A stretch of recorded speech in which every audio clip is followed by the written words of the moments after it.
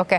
Mas Adi, ini kan kalau kita lihat juga putusan Mahkamah Konstitusi kemudian memberikan banyak kejutan sekaligus juga mengubah peta politik terutama untuk gelaran Pilkada serentak 2024 ini. Termasuk juga salah satunya yang disoroti pada akhir pekan kemarin adalah soal Anies ke PDI Perjuangan yang ternyata tidak berbuah manis. Ya, kalau saya sebenarnya tidak terlampau yakin juga kalau Anies Baswedan akan diusung oleh PDIP ya.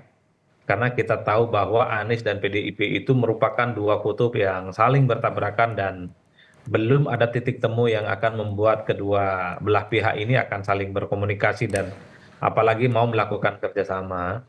Karena saya membaca dari segi pendukung Anies dan pendukung PDIP sampai hari ini belum ada perdamaian secara politik. Nah, yang kedua, memang PDIP ini kan bukan partai politik yang sepertinya agak silau atau silau dengan figur-figur eksternal yang memiliki elektabilitas tinggi ya.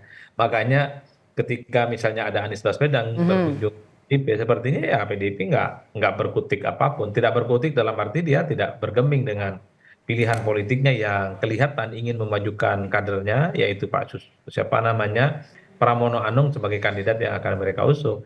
Saya kira dalam hal tertentu ini terlepas dari kalah dan menang, apa yang dilakukan oleh PDIP menurut saya sangat layak untuk diapresiasi.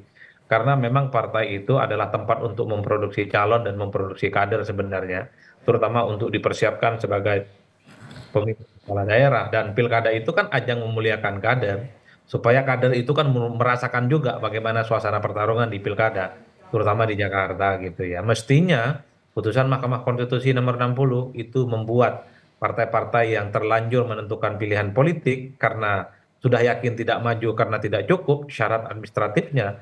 Tapi dengan putusan Mahkamah Konstitusi, saya kira mestinya dukungan mereka harus mulai diedit dan memajukan calon mereka untuk bertanding di berbagai tempat, bukan hanya di Jakarta.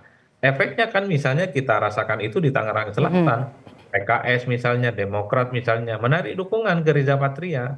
Itu menurut saya efek dari bagaimana Mahkamah Konstitusi memberikan angin segar kepada siapapun partai di negara ini yang punya kader ingin maju dulu, itu terhambat. Oke. Tapi sekarang gemboknya sudah dibuka, syarat untuk menjadi kandidat kan sangat mudah untuk dilakukan. Saya kira di situ, Mbak Ida.